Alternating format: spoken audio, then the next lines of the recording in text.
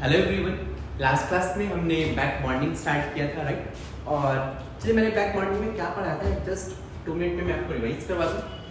मैंने आपको बताया था कि मान लीजिए कोई मॉलिक्यूल है, इसमें ए सिंगल बॉन्ड बी है, एक एटम के पास लेट्स से लोन पेयर है एंड एडजेसेंट एटम के पास वैकेंट ऑर्बिटल है। तो ये लोन पेयर इस वैकेंट ऑर्बिटल में डिलोकलाइज हो सकता है, ये दोनों ओवरलैप कर सकते हैं एंड इस डिलोकलाइजेशन ऑफ इलेक्ट्रॉन को बोलते हैं बैक बॉन्डिंग। क्लियर है? Number 1 point. नंबर 2 पॉइंट मैंने आपको बताया था कि ये बेसिकली कोऑर्डिनेटेड पाई बॉन्ड बनेगा और इसे intra Lewis acid base interaction बोलेंगे। ये लोन पेयर डोनेट कर रहा है तो ये लेविस बेस हो गया, ये लोन पेयर एक्सेप्ट कर रहा है तो लेविस एसिड हो गया। क्लियर है? एंड ये सिंगल मॉलिक्यूल के बीच में हो रहा है, इसीलिए इसे हम लोग intra molecular Lewis acid base interaction बोलेंगे। क्लियर है? फिर मैंने आपको ये भी बताया था कि अगर ये ओवरलैपिंग इफेक्टिव होगा तो बैक बॉन्डिंग का स्ट्रेंथ इफेक्ट ज्यादा होगा या फिर बैक बॉन्डिंग इफेक्टिव होगा। जैसे मान लीजिए कि अगर 2p पाई ओवरलैपिंग हो रहा है तो ये बैक बॉन्डिंग इफेक्टिव होता है। 2p पाई 3p पाई है तो भी ये बैक बॉन्डिंग इफेक्टिव है। 2p पाई 3d पाई तो भी ये बैक बॉन्डिंग इफेक्टिव है। लेकिन अगर 3p पाई है, ये बॉन्ड बहुत ही वीक है, ये ओवरलैपिंग इफेक्टिव नहीं होता है। सिमिलरली 3p पाई 3d पाई है, ये भी इफेक्टिव नहीं होगा। 3p पाई 4p पाई, फिर से ये सब ओवरलैपिंग इतना स्ट्रॉन्ग नहीं होता है तो ये इफेक्टिव नहीं होंगे। 2p पाई एंड 4d पाई में मैंने आपको एक्स बताया था, यहाँ भी नहीं होता है, बस एक एक्सेप्शन है। एक्सेप्शन कौन सा है? NGEH3 whole thrice. I hope इतना क्लियर है। और मैंने आपको ये बताया था BF3 और BF4 माइनस में मैंने आपको बॉन्ड लेंथ कंपेयर करना सिखाया था। BF3 में बैक बॉन्डिंग हो रहा था तो due to back bonding bond length in BF3 decrease हो रहा था। क्लियर है? अगर आपको वही चेक करना है बैक बॉन्डिंग हो रहा है नहीं हो रहा है तो बस आप चेक करिए कि एटम के पास वैकेंट ऑर्बिटल है और एडजेसेंट एटम के पास लोन पेयर होना चाहिए। क्लियर है? चलिए अपन देखते हैं आपने कितना समझा। चलिए मैं सेकंड एग्जांपल ले रहा हूं। एक मॉलिक्यूल है BF3, दूसरा मॉलिक्यूल है BCl3। राइट? आपको चेक करना है कि किसमें बैक बॉन्डिंग होगा, किसमें बैक बॉन्डिंग नहीं होगा। क्लियर है? जरा चेक करिए यहाँ पे बैक बॉन्डिंग होगा या नहीं होगा। तो एक और ले लेते हैं, लेट्स से AlCl3। अगर आप इसमें देखेंगे BF3 में तो स्ट्रक्चर इसका कुछ ऐसा होगा, boron fluorine fluorine fluorine. BCl3 का स्ट्रक्चर हाइब्रिडाइजेशन आप फाइंड कर सकते हैं, 3 + 3 6 6/2 3 sp2। BCl3 का भी स्ट्रक्चर कुछ ऐसा होगा। AlCl3 का structure aluminium chlorine chlorine chlorine. आपको पता है कि फ्लोरीन के पास लोन पेयर होता है, बोरॉन के पास वैकेंट 2p होता है और ये fluorine since second period element है तो यहाँ भी 2p ऑर्बिटल में लोन पेयर रहेगा तो ये ओवरलैपिंग 2p पाई होगा। समझ में आया? तो यहाँ पे लोन पेयर है, बगल में वैकेंट ऑर्बिटल है तो फिर बैक बॉन्डिंग होगा, इफेक्टिव बैक बॉन्डिंग होगा। BCl3 में देखा जाए बोरॉन के पास वैकेंट ऑर्बिटल है, 2p में क्लोरीन के पास लोन पेयर है। In chlorine since third period element है तो ये 3p में होगा। समझ में आ रहा है? क्लोरीन थर्ड पीरियड एलिमेंट है। अगर आप इलेक्ट्रॉनिक कन्फिगरेशन लिखेंगे क्लोरीन का तो क्लोरीन 17 ये आ जाएगा नियॉन 3s2 3p5। तो ये 3s में 2 इलेक्ट्रॉन, 3p में 5 इलेक्ट्रॉन, 1 2 3 4 5। तो ये जो लोन पेयर है ये बेसिकली 3p में है। तो यहाँ पे 3p डोनेट कर रहा है 2p को, नहीं समझा? क्लोरीन अपना लोन पेयर डोनेट करेगा बोरॉन को, तो जो डोनेट करता है उसको पहले लिखते हैं तो ये हो जाएगा 3p पाई 2p पाई। ये यूजुअल राइटिंग का मेथड है। जो ऑर्बिटल डोनेट कर रहा है उसको पहले, जो एक्सेप्ट कर रहा है उसको बाद में। ठीक? तो यहाँ पे 3p पाई 2p पाई 3p पाई 2p पाई बैक बॉन्डिंग इफेक्टिव होता है, इसलिए यहाँ भी बैक बॉन्डिंग इफेक्टिव हो जाएगा और लोन पेयर वैकेंट ऑर्बिटल था तो यहाँ भी बैक बॉन्डिंग इफेक्टिव होगा। AlCl3 में देखा जाए क्लोरीन के पास लोन पेयर 3p में, एल्युमिनियम के पास ये जस्ट बोरॉन के नीचे है लेकिन boron second period, aluminium third period, तो यहाँ पे जो वैकेंट ऑर्बिटल होगा ये 3p होगा, राइट। यहाँ पे 3p पाई इतना इफेक्टिव नहीं होता है, यहाँ पे जो बैक बॉन्डिंग का इफेक्ट है बहुत ही कम रहेगा। आई होप आपको चेक करने आया होगा, राइट। आप चेक कर सकते हैं कि बैक बॉन्डिंग कहाँ पे इफेक्टिव होगा, कहाँ पे नहीं होगा। क्लियर है। सो नेक्स्ट आते हैं थर्ड एग्जांपल पे। थर्ड एग्जांपल है compare boron oxygen bond length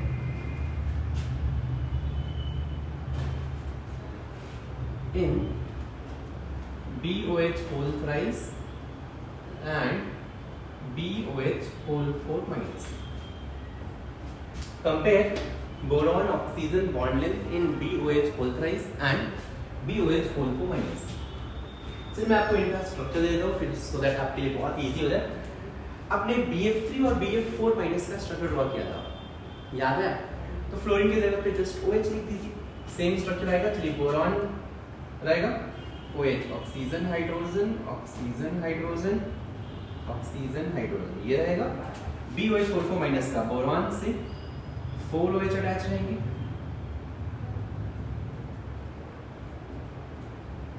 B पे माइनस। ऑक्सीजन के पास आपको पता है 2 lone pair, because total oxygen के पास 6 इलेक्ट्रॉन होते हैं, 6 में से 2 इलेक्ट्रॉन बॉन्ड फॉर्मेशन में, यहाँ पे 2 लोन पेयर रहेगा। क्लियर है क्या? अब आपको बोरॉन ऑक्सीजन बॉन्ड लेंथ तो दोनों में कंपेयर करना है, आंसर आपका आना चाहिए। दिमाग लगाइए जरा।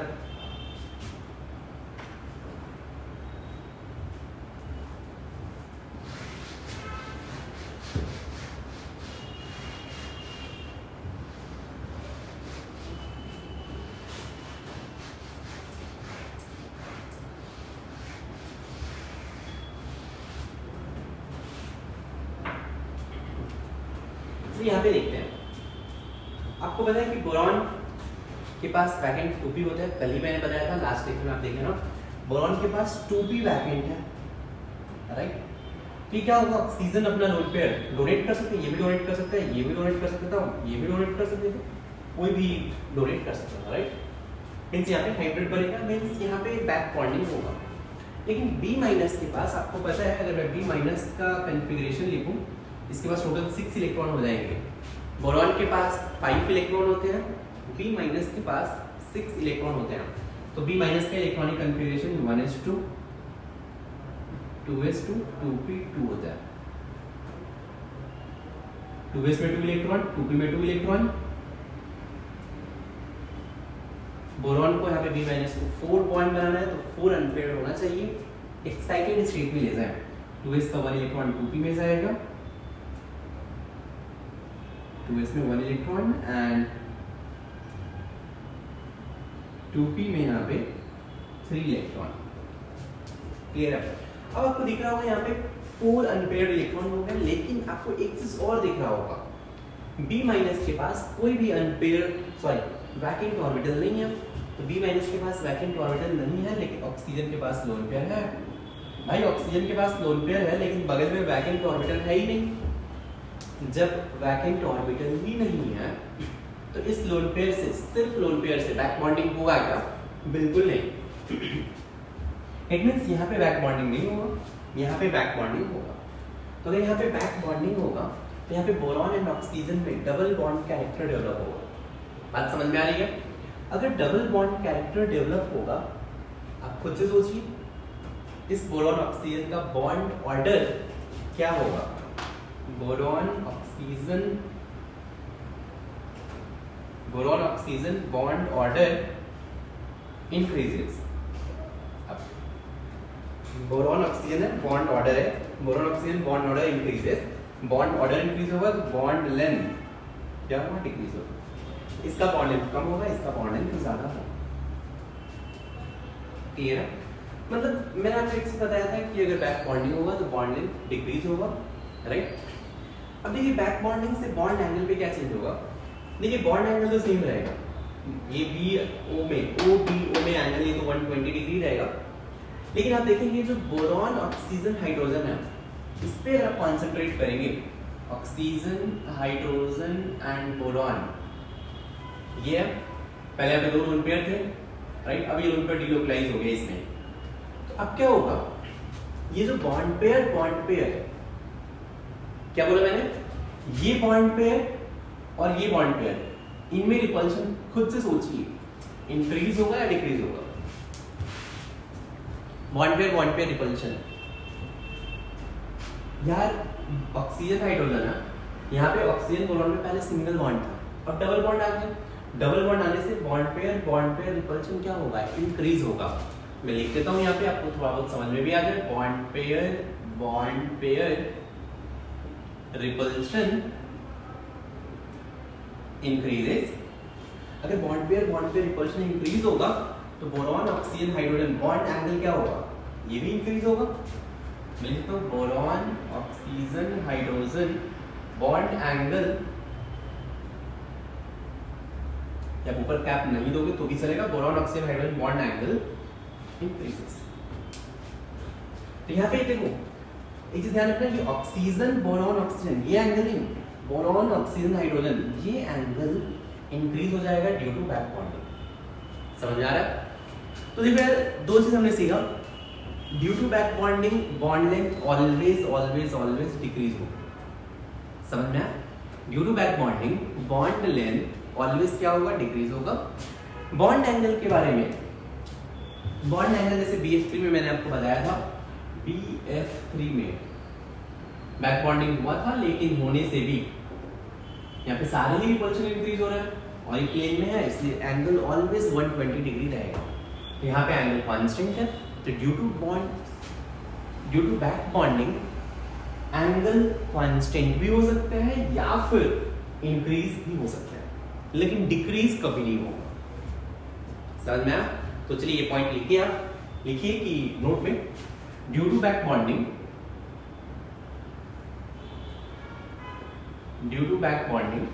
First point, due to back bonding first point bond length, due to back bonding first point bond length क्या होगा, ऑलवेज क्या होगा, डिक्रीज होगा। Due to back bonding first point bond length always decreases, bond length due to back bonding first point bond length always decreases. Second point,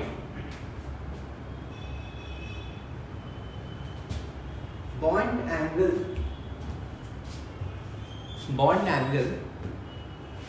will either increase, bond angle will either increase or remains constant. Bond angle will either increase or remains constant but will never decrease.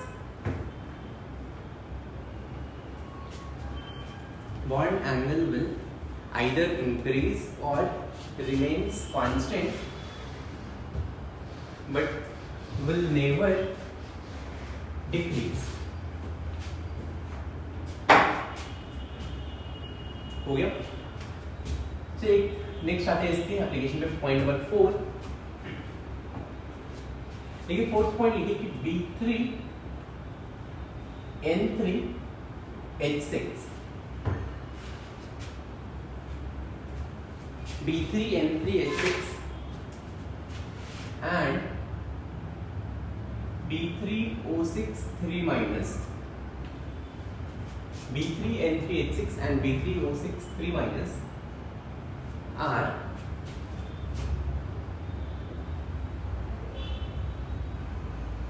aromatic and flavor. B3N3H6 and B3O6 3- are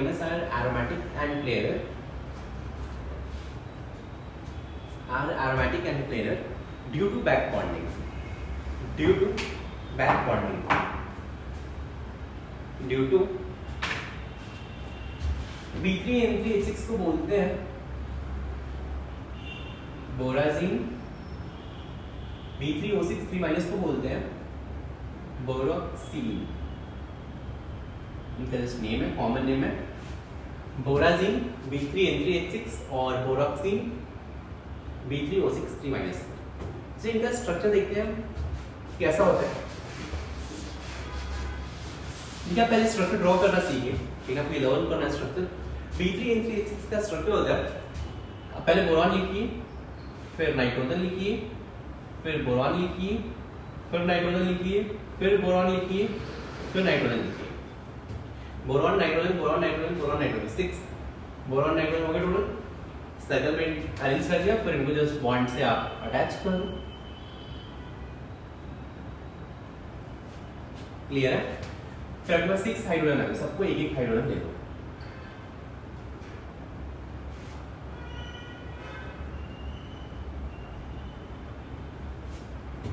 समझ में आया क्या?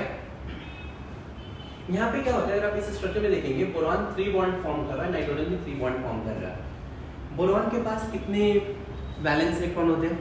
तो boron के पास 3 valence electron होते हैं, nitrogen के पास 5 valence electron होते हैं। तो होगा क्या कि नाइट्रोजन के पास एक लोन पेयर रहेगा, यहाँ भी नाइट्रोजन के पास एक लोन पेयर, नाइट्रोजन के पास लोन पेयर। और आपको पता है बोरॉन के पास एक वैकेंट ऑर्बिटल होता है, 3 बॉन्ड बनाए तो यहाँ भी वैकेंट ऑर्बिटल, यहाँ भी वैकेंट ऑर्बिटल। आपको कुछ समझ में आ रहा है क्या होगा? अगर पहले ये इमेजिन करते हैं, अभी अपन ये सोचते हैं कि बैक बॉन्डिंग का कॉन्सेप्ट कुछ है ही नहीं, जस्ट इमेजिन कि बैक बॉन्डिंग कुछ नहीं है अभी। अगर आप बैक बॉन्डिंग का कॉन्सेप्ट नहीं लगाते तो आप क्या सोचते? ये जो नाइट्रोजन है कितना बॉन्ड बना रहा है? 1 2 3 एक लोन पेयर है, 3 बॉन्ड पेयर प्लस एक लोन पेयर। तो इसका हाइब्रिडाइजेशन क्या हो गया? 3 बॉन्ड पेयर है और एक लोन पेयर है, तो 3 बॉन्ड पेयर प्लस एक लोन पेयर मिलके x का वैल्यू 3 + 1 4 हो गया, मींस ये sp3 हाइब्रिडाइज्ड। आप ऐसे सोचेंगे sp3 हाइब्रिडाइज्ड में 3 बॉन्ड पेयर एक लोन पेयर, मींस ये पिरामिडल शेप होता है। पिरामिडल शेप समझ में आ रहा है कैसा होता है? पिरामिडल शेप कुछ ऐसा होता है, याद है ना आपको? याद भूल गए क्या? नाइट्रोजन पे से 3 हाइड्रोजन कुछ ऐसे बनता है ना पिरामिडल शेप, एक लोन पेयर ऊपर आता है। ये स्ट्रक्चर प्लेनर नहीं है, नॉन प्लेनर है। लेकिन एक चीज हमेशा ध्यान रखिए, जो लोन पेयर है ना ये नाइट्रोजन पे है। लेकिन इस केस में क्या होगा, अब देखिए क्या होगा। ये जो नाइट्रोजन के पास लोन पेयर है, ये नाइट्रोजन के पास रहेगा ही नहीं। इसका मतलब क्या है? ये लोन पेयर बोरॉन के पास वैकेंट ऑर्बिटल दिख रहा है, तो ये क्या होगा, इसके साथ बॉन्ड बना लेगा। बात समझ में आ रही है? ये इसके साथ बैक बॉन्डिंग बनाएगा, डिलोकलाइज हो जाएगा, ये इसमें डिलोकलाइज हो जाएगा, ये इसमें डिलोकलाइज हो जाएगा। समझा? अब ये लोन पेयर नाइट्रोजन के पास नहीं रहेगा, ये बॉन्ड में कन्वर्ट हो गया। मींस इसका जो स्ट्रक्चर रहेगा ये कैसा दिखेगा? चलिए मैं ये भी ड्रॉ कर देता हूं। Boron single bond nitrogen, single bond boron, single bond nitrogen, single bond nitrogen, single bond boron, nitrogen. ये दिख रहा है? सबसे हाइड्रोजन अटैच था,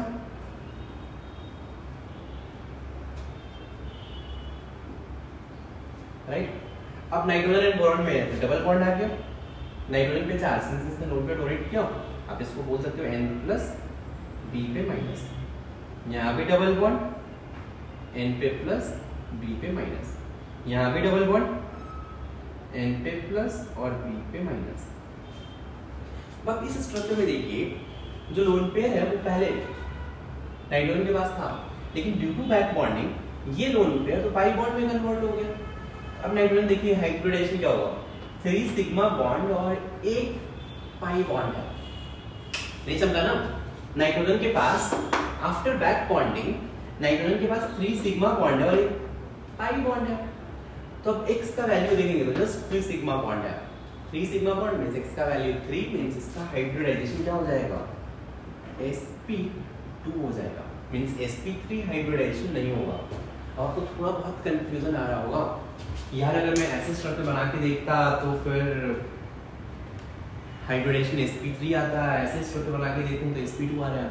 तो अब सीखना क्या है आपको, जो x इक्वल टू होता है, मैं यहाँ पे लिख देता हूँ, x equal to number of sigma bond plus number of lone pair होता है। ये मैं लिखवाया था, समझ ना रहा? x का वैल्यू 2 है तो हाइब्रिडाइजेशन sp3 है तो sp2 और 4 है तो sp3, ये सब आया था।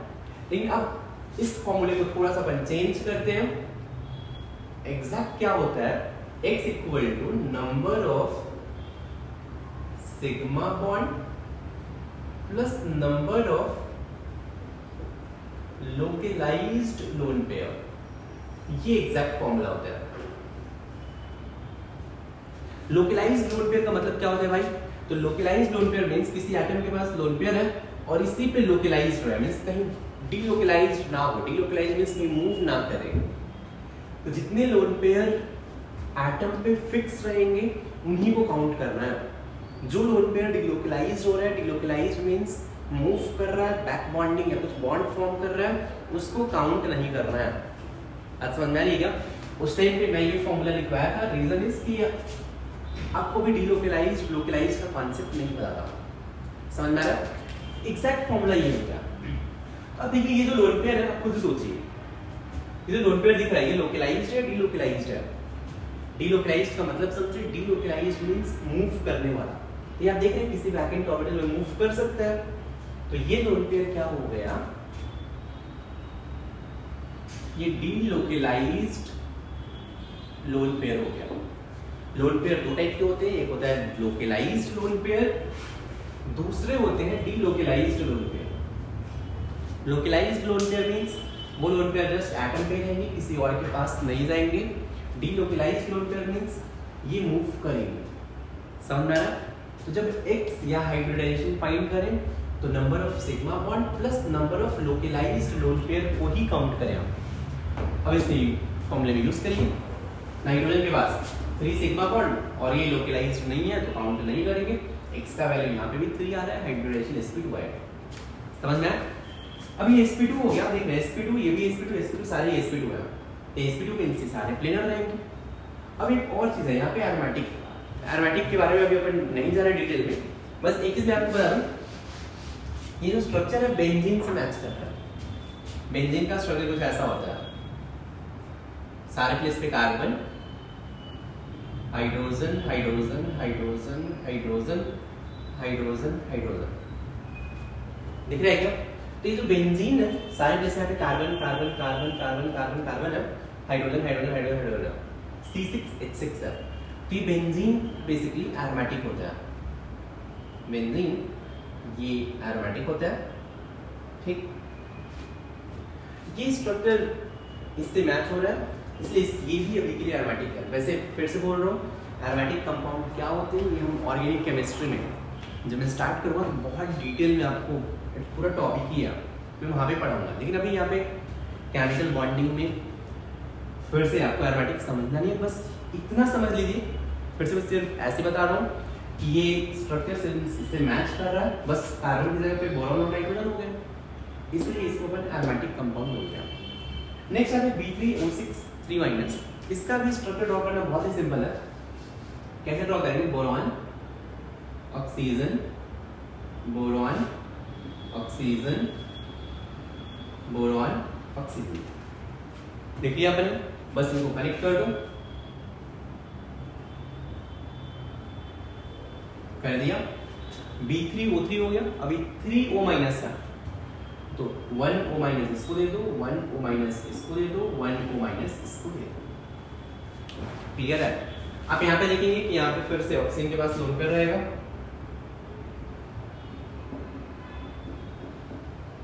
बोरॉन के पास वैकेंट ऑर्बिटल है, 2p वैकेंट है। क्या होगा? फिर से यहाँ पे ये डीलोकलाइज होगी, इधर ये इधर ये इधर हो सकता है। मींस इसका भी जो स्ट्रक्चर आएगा BO- single bond oxygen double bond boron, single bond oxygen double bond boron, single bond oxygen double bond boron, boron पे O-, ऑक्सीजन पे प्लस, बोरॉन पे माइनस, ऑक्सीजन पे प्लस, बोरॉन पे माइनस, ऑक्सीजन पे plus, boron पे minus, ऐसा structure मिलेगा। फिर से ये स्ट्रक्चर एरोमेटिक है क्योंकि ये फिर से ऐसे 6 मेंबर रहेंगे और आपको ऐसे pi double bond single bond double bond single bond double bond single bond ऐसे अल्टरनेट मिल रहा है। तो ये स्ट्रक्चर भी प्लेनर और एरोमेटिक होता है। क्यों हो रहा है? Because of back bonding. Clear है? तो ये 4th एग्जांपल था।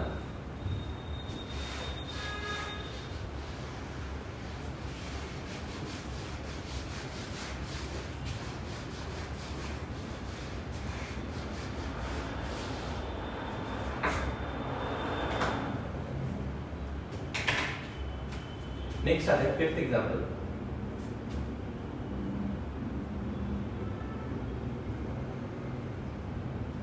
Decide the geometry of first, मैं इसको ई बोल देता हूँ, कंफ्यूजन ना हो, NCH3 whole thrice, B NSiH3 whole thrice, NGEH3 whole thrice, and D PSiH3 whole thrice.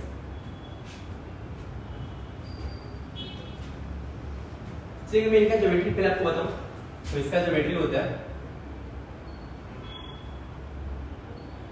Pyramidal, इन दोनों का होता है प्लेनर, और इसका होता है पिरामिडल। मैं आपको लॉजिक बता रहा हूं ऐसा क्यों हो रहा है, ठीक है। चलिए वन बाय वन करके देखते हैं।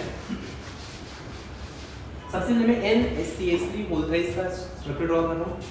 तो फर्स्ट ए का ये होता है N, इसे 3CH3 अटैच है, CH3 CH3 CH3, और एक यहाँ पे नाइट्रोजन के पास लोन पे रहेगा, राइट। सबसे पहले आप सोचिए कि यहाँ पे बैक बॉन्डिंग पॉसिबल है या नहीं है, दिमाग लगाइए। बैक बॉन्डिंग के लिए कंडीशन क्या है, तो पहले एक तो लोन पेयर होना चाहिए, दूसरी जगह पे वैकेंट ऑर्बिटल होना चाहिए। नाइट्रोजन के पास लोन पेयर है, इसके एडजेसेंट पोजीशन पे कार्बन है, कार्बन के पास वैकेंट ऑर्बिटल है नहीं है। देखिए कार्बन के बारे में मैं आपको बता दूं, कार्बन के पास 1s2 2s2 2p2 6 इलेक्ट्रॉन होते हैं, 2s में 2, 2p में 2, 2s में 2 इलेक्ट्रॉन, 2p में 2 इलेक्ट्रॉन, लेकिन कार्बन यहाँ पे 4 बॉन्ड बनाया है, 3 तो हाइड्रोजन के साथ, 1 नाइट्रोजन के साथ। 4 बॉन्ड बनाने के लिए एक्साइटेड स्टेट में जाना पड़ेगा, तो 2s में 1 इलेक्ट्रॉन, 2p में 3 इलेक्ट्रॉन, क्लियर है। और आपको पता है 2d ऑर्बिटल होता नहीं है, वैकेंट 2d होता है क्या, 2s 2p तो फिल है, और 2d नहीं होता है, आपको पता है ना 2d ऑर्बिटल नहीं होता है। अरे यार सुनो, 2d एग्जिस्ट नहीं करता है, हमने एटॉमिक स्ट्रक्चर में देखा था। तो यहाँ पे 2d भी नहीं है, कोई वैकेंट ऑर्बिटल है ही नहीं है। अगर कोई वैकेंट ऑर्बिटल नहीं है, सिर्फ लोन पेयर है, तो सिर्फ लोन पेयर रहे और वैकेंट ऑर्बिटल ना हो तो बैक बॉन्डिंग नहीं होगा, मींस ये लोन पेयर रिलोकलाइज नहीं होगा। अब नाइट्रोजन देखिए 3 सिग्मा बॉन्ड प्लस एक लोकलाइज्ड लोन पेयर, 3 + 1 4 मींस इसका हाइब्रिडाइजेशन sp3 मींस इसका ज्योमेट्री हो जाएगा पिरामिडल, क्लियर। चलिए ऑप्शन बी देखते हैं, NSiH3 होता है, इसका स्ट्रक्चर होगा N lone pair, SiH3 SiH3 और SiH3। अब अपन बात करते हैं सिलिकॉन के बारे में। चलिए सिलिकॉन का अगर मैं देखूं तो सिलिकॉन का atomic number 14, neon 3s2 3p2। Silicon भी 4 बॉन्ड बनाया, 4 बॉन्ड कैसे बनाया, तो 3 हाइड्रोजन के साथ 1 नाइट्रोजन के साथ, तो यहाँ पे 3s में 2 इलेक्ट्रॉन, 3p में 2 इलेक्ट्रॉन, क्लियर है। अब क्या होगा, एक्साइटेड स्टेट में जाएगा ये 3s से 3p में, तो ये बन जाएगा 3s में 1 इलेक्ट्रॉन एंड 3p में बेसिकली ये क्या होगा 3 इलेक्ट्रॉन हो जाएंगे, राइट। अब यहाँ पे क्या होने वाला है, सिलिकॉन में 3s एंड 3p कोई भी वैकेंट नहीं है, लेकिन सिलिकॉन में 3d वैकेंट होता है। आपको पता है 3d एग्जिस्ट करता है, तो सिलिकॉन के पास 3d वैकेंट है, राइट। तो ये लोन पेयर, अब लोन पेयर कौन सा ऑर्बिटल में है, नाइट्रोजन सेकंड पीरियड एलिमेंट है, तो नाइट्रोजन का ऑर्बिटल 2p में लोन पेयर रहेगा, तो ये 2p में लोन पेयर और 3d वैकेंट है, बैक बॉन्डिंग होगा या नहीं होगा। आपको पता है 2p पाई 3d पाई ये बैक बॉन्डिंग होता है, तो ये बैक बॉन्डिंग होगा तो लोन पेयर डीलोकलाइज्ड हो लोन पेयर डीलोकलाइज्ड हो गया। अब देखिए just 3 sigma bond localized lone pair है ही नहीं, लोन पेयर को मैं काउंट करूंगा ही नहीं बिकॉज ये लोन पेयर पाई बॉन्ड में कन्वर्ट हो गया। तो जस्ट 3 सिग्मा बॉन्ड मींस इसका हाइब्रिडाइजेशन क्या हो जाएगा, sp2 मींस क्या हो जाएगा, ज्योमेट्री प्लेनर हो जाएगा, क्लियर। सेम लॉजिक से सी ऑप्शन भी, नाइट्रोजन GeH3 GeH3 और लोन पेयर। आपको पता है कार्बन सिलिकॉन जर्मेनियम, तो ये फिर से 2p में लोन पेयर है। जर्मेनियम के पास भी सेम लॉजिक से अगर आप इलेक्ट्रॉनिक कन्फिग्रेशन लिखेंगे तो सिलिकॉन के नीचे है, तो सिलिकॉन में 3d वैकेंट है, यहाँ पे 4d वैकेंट रहेगा, राइट। और आपको पता है 2p 3d पाई, 2p पाई 3d पाई सिर्फ और सिर्फ एक ही जगह पे होता है। 2p पाई 4d पाई इसमें होता है NGH3 बोलता है, इसमें होता है। तो यहाँ पे लोन पेयर डिलोकलाइज होगा, यहाँ पे बैक बॉन्डिंग होता है, बस एक ही केस में होता है। 2p पाई 4d पाई में बैक बॉन्डिंग नहीं होता है, लेकिन एक केस है जिसमें बैक बॉन्डिंग होता है। कौन सा? NGH3 बोलता है, इसलिए बताया था मैंने। फिर से 1 2 3 सिग्मा बॉन्ड, ये लोन पेयर को काउंट नहीं करेंगे, इसलिए हाइब्रिडाइजेशन sp2, ये भी क्या रहेगा? प्लेनर रहेगा। क्लियर? अगर मैं डी देखूं, फॉस्फोरस इससे SiH3 SiH3 SiH3, यहाँ पे लोन पेयर रहेगा। सिलिकॉन के पास आपको पता है 3d वैकेंट है, अभी लिखा मैंने 3d वैकेंट, यानी फॉस्फोरस है। फॉस्फोरस में अनपेयर्ड सॉरी लोन पेयर किसमें रहेगा? चलिए मैं आपको यहाँ पे दिखाता हूँ। फॉस्फोरस के atomic number 15, neon 3s2 3p5, means यहाँ पे 3p में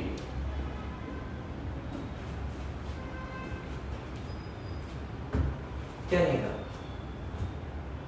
सॉरी मैंने गड़बड़ नहीं कहा, 3s2 3p3 रहेगा।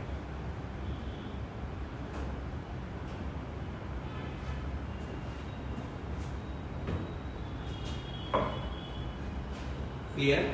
यहाँ पे क्या रहेगा? 3p ऑर्बिटल रहेगा। अब 3p ऑर्बिटल में या यहाँ पे लोन पेयर है, मतलब यहाँ पे तो ऐसे सोच सकते हैं नाइट्रोजन में 2p है तो फॉस्फोरस में 3p।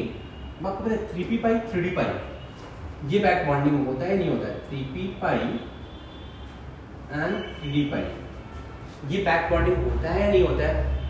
3d पाई सॉरी 3p पाई लिखना चाहिए मुझे, 3p पाई एंड 3d पाई ये बैक बॉन्डिंग नहीं होता है। तो अगर बैक बॉन्डिंग नहीं हुआ तो ये लोन पेयर फॉस्फोरस के पास ही रहेगा, फॉस्फोरस के पास रहेगा, मींस ये लोकलाइज्ड लोन पेयर है। तो अब यहाँ पे 3 सिग्मा बॉन्ड प्लस एक लोन पेयर, ज्योमेट्री क्या हो जाएगा? sp3 एंड ये फिर से क्या हो जाएगा? फिर आ जाएगा। आई होप इसमें किसी को डाउट नहीं है, राइट?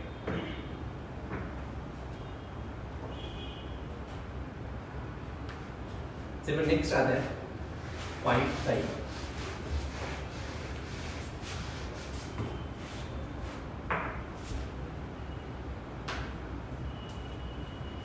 सिक्स एग्जाम्पल में आते हैं।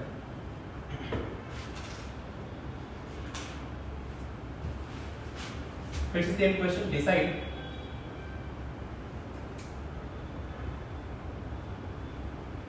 Geometry of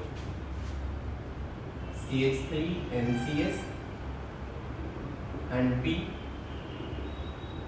SiH3 NCS।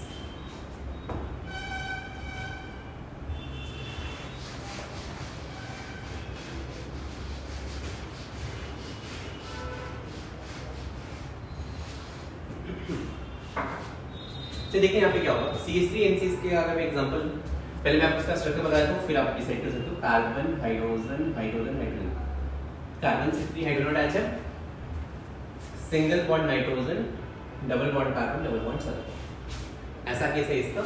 इसका स्ट्रक्चर होता है silicon hydrogen hydrogen hydrogen, single bond nitrogen, double bond carbon, double bond sulphur. एक लोन पेयर यहाँ भी है, एक लोन पेयर यहाँ भी है, राइट?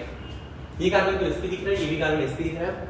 अब खुद से दिमाग लगाइए, जो नाइट्रोजन है इसका लोन पेयर है, कार्बन के पास वैकेंट ऑर्बिटल है नहीं है।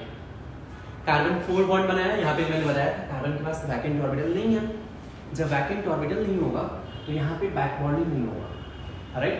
तो बैक बॉन्डिंग नहीं होगा तो ये सिग्मा पाई, ये सिग्मा, ये जो नाइट्रोजन है 2 सिग्मा बॉन्ड और एक पाई बॉन्ड, मींस इसका हाइब्रिडाइजेशन क्या रहेगा?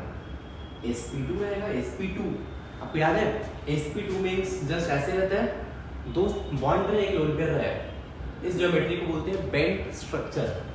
तो ये स्ट्रक्चर क्या हो जाएगा, बेंट स्ट्रक्चर हो जाएगा। क्लियर है? लेकिन अगर आप यहां पे देखेंगे इस केस में, तो यहां पे क्या होता है, नाइट्रोजन के पास लोन पेयर, सिलिकॉन के पास आपको पता है, अभी मैंने बताया था कि सिलिकॉन अगर 4 पार्ट बनाए तो यहाँ पे 3D वैकेंट रहता है। कौन सा ऑर्बिटल वैकेंट रहेगा, 3D वैकेंट रहेगा। क्लियर है क्या? अब यहाँ पे क्या होगा, नाइट्रोजन के पास लोन पेयर और 3D वैकेंट, ये इसको डोनेट कर सकता है। कौन सा बनेगा, नाइट्रोजन के पास 2p है, 2p पाई और 3d पाई। ये बैक बॉन्डिंग तो इफेक्टिव होता है। अगर इफेक्टिव होगा तो अब सोचिए नाइट्रोजन का हाइब्रिडाइजेशन क्या रहेगा। अगर देखा जाए तो नाइट्रोजन का जो हाइब्रिडेशन है जस्ट सिग्मा पाई इधर सिग्मा, इस लोन पेयर को काउंट नहीं करेंगे। क्यों नहीं काउंट करेंगे, बिकॉज ये लोन पेयर लोकलाइज्ड नहीं है, डीलोकलाइज्ड है। डीलोकलाइज्ड होने के कारण जस्ट 2 सिग्मा है, इसका हाइब्रिडाइजेशन sp हो जाएगा। ये तो sp है ही, मींस ये सब एक लाइन में रहेंगे, इसलिए इसका ज्योमेट्री हो जाएगा लीनियर। आई होप इसमें किसी को डाउट नहीं है।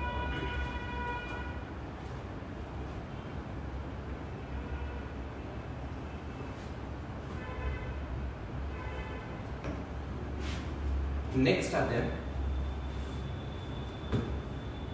7 AlF3 होल ट्वाइस ऑक्सीजन। इसका ज्योमेट्री देखते हैं। देखिए इसका स्ट्रक्चर कैसा होता है, पहले मैं आपको बता दूं। ऑक्सीजन रहेगा यहां से अटैच्ड एल्यूमिनियम, राइट, और इससे अटैच्ड फ्लोरीन फ्लोरीन फ्लोरीन, यहां भी इससे attached aluminium fluorine fluorine fluorine. इसके पास 2 लोन पेयर रहेंगे। अब खुद से दिमाग लगाइए, इस पे क्या होगा। अब इस केस में क्या होने वाला है, आपको पता है ऑक्सीजन के पास लोन पेयर है, एल्यूमिनियम के पास कौन सा 3D वैकेंट होगा ही नहीं होगा। यहाँ पे 3D वैकेंट होगा, नहीं चमका।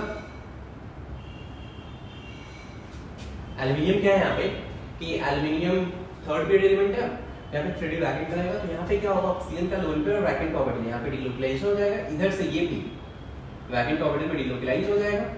तो आप देखेंगे कि ऑक्सीजन के पास पहले 2 सिग्मा बॉन्ड 2 लोन पेयर थे, लेकिन अभी सिर्फ क्या रहेगा, 2 सिग्मा बॉन्ड रहेगा। इसलिए इसका हाइब्रिडाइजेशन ऑलमोस्ट sp हो जाएगा। आप देखेंगे जो बॉन्ड एंगल है ये अप्रॉक्सीमेटली 178 डिग्री होता है। 178 डिग्री मतलब हाइब्रिडेशन ऑलमोस्ट 178 डिग्री लीनियर ही है, इसलिए हाइब्रिडेशन sp रहेगा।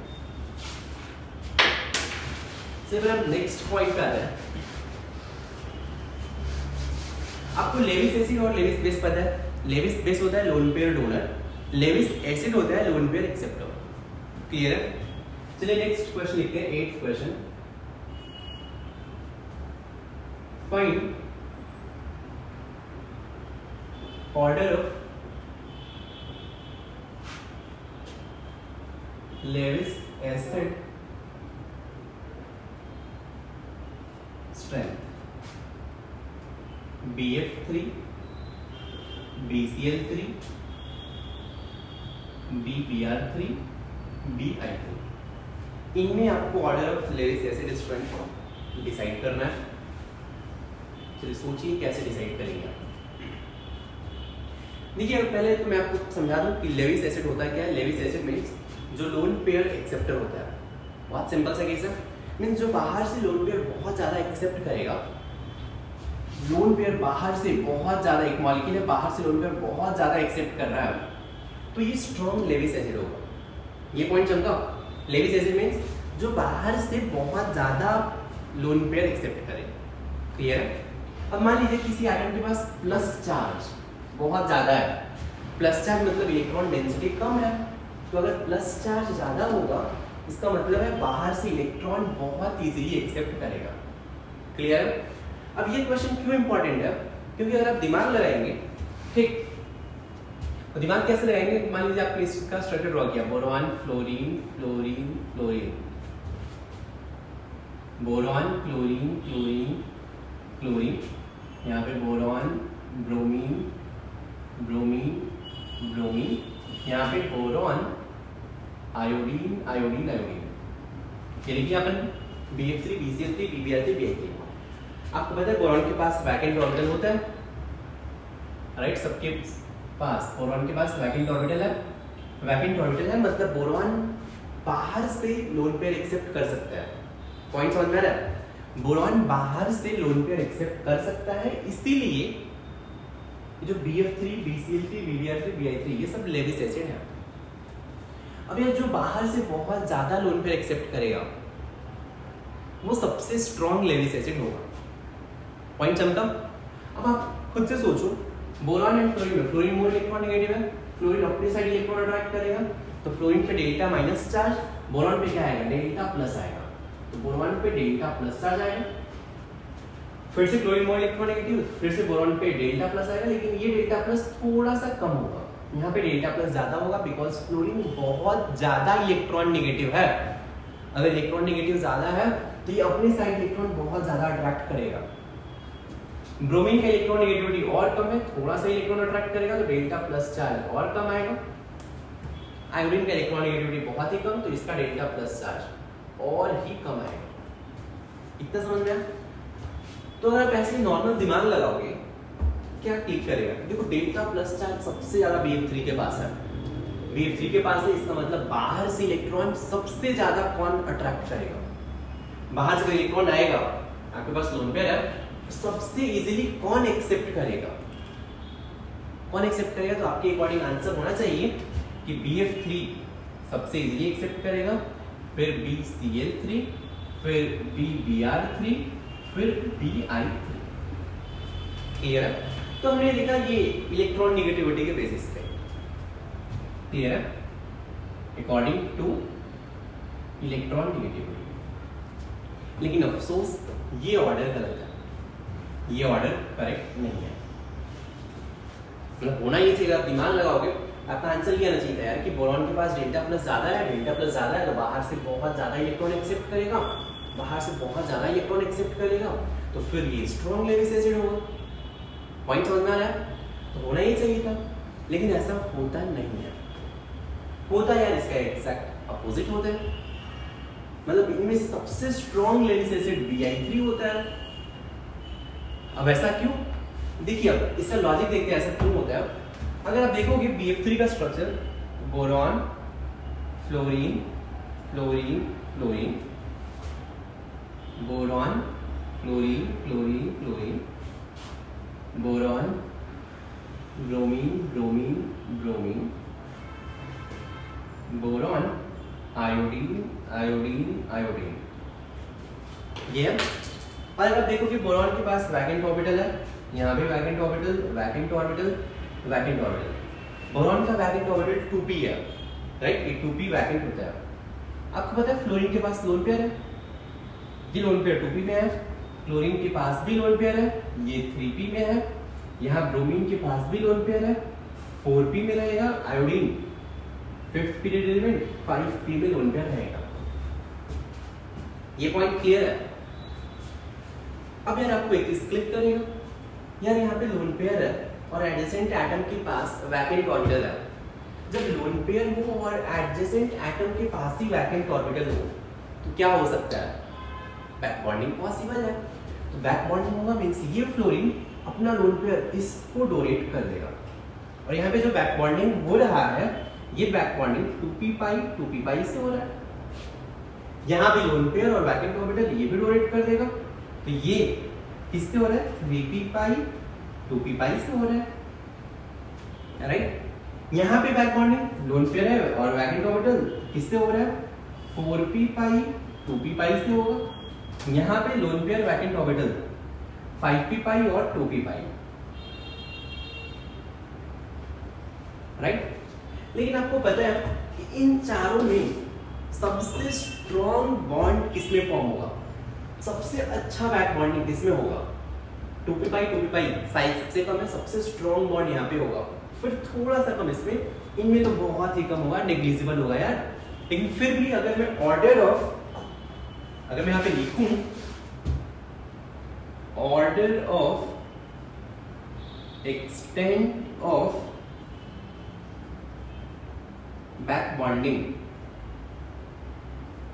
Order of extent of back bonding क्या होगा? तो सबसे ज्यादा 2p पाई में होगा, फिर 3p पाई 2p पाई, फिर 4p पाई 2p पाई। चमका या यहाँ पे बैक बॉन्डिंग सबसे ज्यादा हो रहा है। इसका मतलब है ये जो बोरॉन था, बोरॉन के पास पहले कितने इलेक्ट्रॉन थे? कितने कितने सोचो। बोरॉन के पास 3 बॉन्ड बना रहा था, इसके पास 6 इलेक्ट्रॉन थे। 1 बॉन्ड से 2 electron 2 electron 2 electron 6 electron. Octet complete नहीं है, वैकेंट ऑर्बिटल है, इसीलिए ये लेविस एसिड है। लेविस एसिड क्यों था? बिकॉज इसका ऑक्टेट कंप्लीट नहीं था, जस्ट 6 इलेक्ट्रॉन थे। 6 इलेक्ट्रॉन थे, इसीलिए ये इलेक्ट्रॉन के लिए भूखा था। समझा? अब क्या होगा, ये जो फ्लोरीन है अपना लोन पेयर इसको डोनेट कर दिया, और एक्सटेंट ऑफ बैक बॉन्डिंग सबसे ज्यादा 2p पाई में है, तो ये सबसे इजीली लोन पेयर डोनेट कर देगा, बहुत ज्यादा लोन पेयर इसको डोनेट कर देगा। अब इसको तो इलेक्ट्रॉन मिल गया, क्लियर है? अब इसका पेट भर गया, ये भाई बहुत ज्यादा इलेक्ट्रॉन मिल गया। इस बेचारे बोरॉन के पास 6 इलेक्ट्रॉन थे और इसको इलेक्ट्रॉन सबसे कम मिला है, इसके पास तो प्रैक्टिकली अभी भी 6 इलेक्ट्रॉन ही रहेंगे। इसको तो ऑलमोस्ट इधर से इलेक्ट्रॉन बहुत ज्यादा मिल गया, ऑलमोस्ट इसका ऑक्टेट कंप्लीट हो जाएगा। सबसे इजीली ऑक्टेट कंप्लीट इसमें हो। अब इसका ऑक्टेट कंप्लीट हो गया है, अब खुद से सोचो, अब बाहर से लोन पेयर आएगा, इसका ऑक्टेट ऑलरेडी कंप्लीट हो गया है। अगर ऑक्टेट ऑलरेडी कंप्लीट हो गया है तो ये बाहर से इलेक्ट्रॉन एक्सेप्ट करेगा क्या? नहीं, बहुत ही कम एक्सेप्ट करेगा। लेकिन ये बेचारा, इसका बैक बॉन्डिंग से कुछ हुआ ही नहीं है भाई, इसके पास सिर्फ और सिर्फ अभी भी 6 इलेक्ट्रॉन है, तो ये क्या करेगा? अगर बाहर से लोन पेयर आ रहा है, सबसे इजीली एक्सेप्ट करेगा बोरॉन। अगर सबसे इजीली एक्सेप्ट करेगा तो फिर Bi3 सबसे स्ट्रॉन्ग लेविस एसिड होगा, फिर BBr3, फिर BCl3, फिर BF3। चमका गया? एक चीज ध्यान रखिए, लेविस एसिड मतलब जो बाहर से ज्यादा एक्सेप्ट करता है, घर से एक्सेप्ट कर रहा है वो लेविस एसिड नहीं। जैसे मान लो यार, अगर कोई बोला जाए कि घर में अगर कोई पैसे ले ले, पापा अगर मान लीजिए कि आपकी फैमिली है लेट्स से, और अगर पापा पैसे ना दे तो बच्चा क्या करेगा? बाहर से पैसे चुराएगा। अगर बाहर से पैसे चुरा रहा है फिर वो चोर है, भिखारी है, ठीक ना? मतलब पैसे मांग रहा है तो भिखारी है। लेकिन पापा से पैसे मांगा तो वो भिखारी नहीं है। इसके केस में क्या हो रहा है? ये बच्चा है, बी फॉर बच्चा, एफ फॉर फादर है, पप्पा है, तो पप्पा ही इसको पैसे दे दे रहे हैं। अगर पप्पा ही इसको इलेक्ट्रॉन दे दी तो अब ये बाहर से लेगा ही नहीं है, बाहर से नहीं लेगा तो ये भिखारी नहीं कहलाएगा। लेकिन इसके पप्पा, ये बच्चा है बी फॉर बच्चा, पर इसके पप्पा ये इलेक्ट्रॉन दे ही नहीं दे रहे तो क्या करेगा? बाहर से अब बेचारा इलेक्ट्रॉन चुराएगा। तो जो बाहर से इलेक्ट्रॉन चुराएगा वही लेविस एसिड है, जो बाहर से पैसे चुराता है मांगता है वही भिखारी होता है, ठीक? तो अब आपको ये ऑर्डर समझ में है, बहुत ही सिंपल है। तो according to back bonding order of Lewis acid strength क्या होना चाहिए? Bi3 सबसे ज्यादा, फिर BBr3, फिर BCl3, फिर BF3। आई होप इसमें किसी को डाउट नहीं है, नोट कर लीजिए।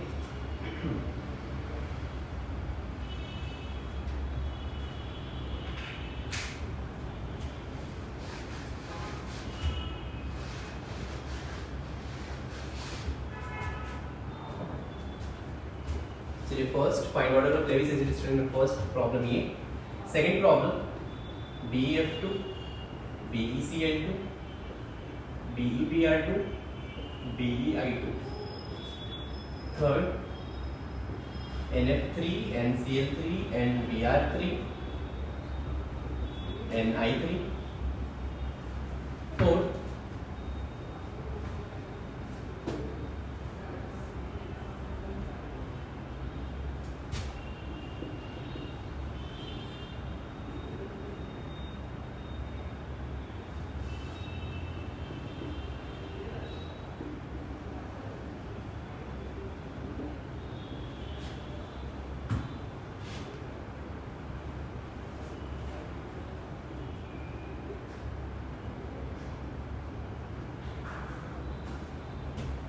तो इसमें की पॉइंट ये है, एक चीज को ध्यान रखना कि जब भी लेविस एसिड स्ट्रेंथ कंपेयर करना, ठीक ना, तो इलेक्ट्रॉन नेगेटिविटी का आपको ऑर्डर समझ में आया था और ये बैक बॉन्डिंग ऑर्डर।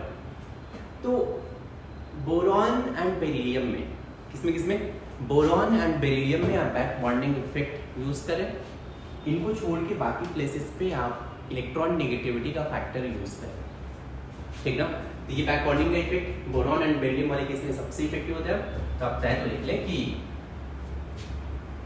फॉर की पॉइंट ये beryllium and boron use back bonding and for others use electron negativity concept।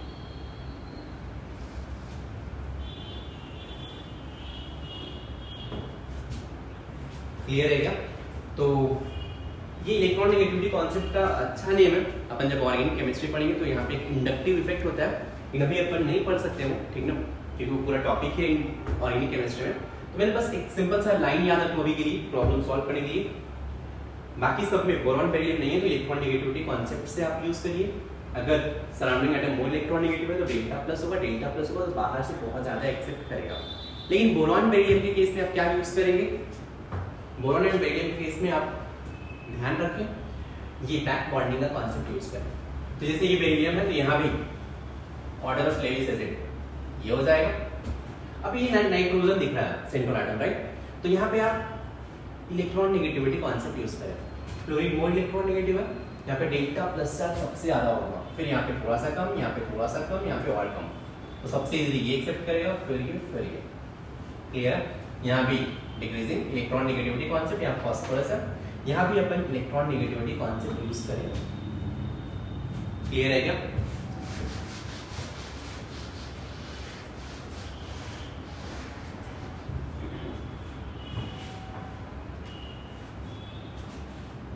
Next अपन बात कर लेते हैं 8 के बाद 9। देखिए कि NCH3 whole thrice is more basic than NSiH3 whole thrice। Explain। लेकिन यहाँ पे NCH3 whole thrice is more basic than NSiH3 whole thrice। अब इसका रीजन क्या है? देखिए पहले मैं आपको स्ट्रक्चर ड्रॉ करता हूँ, फिर आपको शायद क्लिक कर भी जाए। NCH3 होल थ्राइस से इसके पास लोन पे आ जाता है। यहाँ पे N SiH3 SiH3 SiH3 यहाँ पे लोन पेयर है। तो याद रखो यार कि जो लोन पेयर डोनर होते हैं, क्या बोला मैंने? जो लोन पेयर डोनर होते हैं वो बेस होते हैं, लेविस बेस होते हैं। तो जो बाहर, ध्यान से सुनना, जो बाहर ज्यादा लोन पेयर डोनेट करे, ठीक, जो बाहर बहुत ज्यादा लोन पेयर डोनेट करे वो लेविस बेस होता है, स्ट्रॉन्ग लेविस बेस। जैसे मान लीजिए फिर से अपन अगर एग्जांपल लें, अगर पप्पा, ठीक, और अपने बच्चे को ही, अपने बच्चा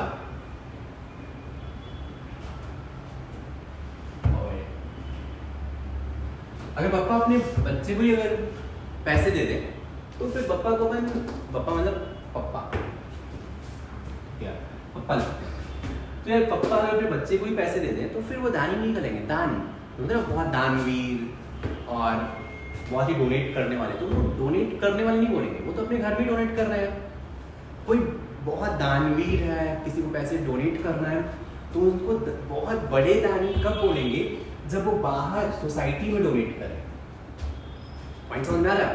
कोई अपने अगर बेटे को ही कुछ दे रहा है, जैसे आप बहुत ज़्यादा पैसे दे रहे हो, कार दे रहे हो, मोबाइल दे रहे हो, बाइक दे रहे हो, तो उनको हम ऐसे बहुत बड़े दानी नहीं बोलेंगे। दानी कब बोलेंगे? दानी इंसान जब वो बाहर सोसाइटी में हेल्प करे, सोसाइटी में पैसे दे। तो वैसे ही लेविस बेस का मतलब होता है जो बाहर बहुत ज़्यादा लोन पे डोनेट करे वो स्ट्रॉन्ग लेविस बेस है। घर में ही अगर कोई लेविस अपना इलेक्ट्रॉन दे रहा है, मॉलिक्यूल के अंदर ही दे रहा है, फिर उनको हम लेविस बेस स्ट्रॉन्ग नहीं बोलेंगे। ये कॉन्सेप्ट समझ में आया? अब यहाँ पे समझना, आपके पास दो मॉलिक्यूल है, लोन पेयर है, यहाँ पे लोन पेयर है। इस केस में कार्बन के पास वैकेंट ऑर्बिटल नहीं होता है, तो बैक बॉन्डिंग में नहीं जाएगा। ये टोटल लोन पेयर बाहर डोनेट कर सकता है, क्योंकि नाइट्रोजन के पास ही लोन पेयर है, डोनेट कर सकता है। लेकिन NSiH3 बोलते हैं, इसमें क्या हो रहा है, सिलिकॉन के पास 3D वैकेंट होता है। 3D वैकेंट हो गया तो अब क्या होगा, ये लोन पेयर 2p से 3D में डोनेट कर देगा, राइट। अब क्या होगा, ये जो लोन पेयर भाई साहब है अपने घर में ही नाइट्रोजन ने सिलिकॉन को अपना लोन पेयर डोनेट कर दिया। जब घर में ही डोनेट कर दिया तो अभी बाहर डोनेट कर पाएगा क्या? बाहर बहुत ही कम डोनेट कर पाएगा।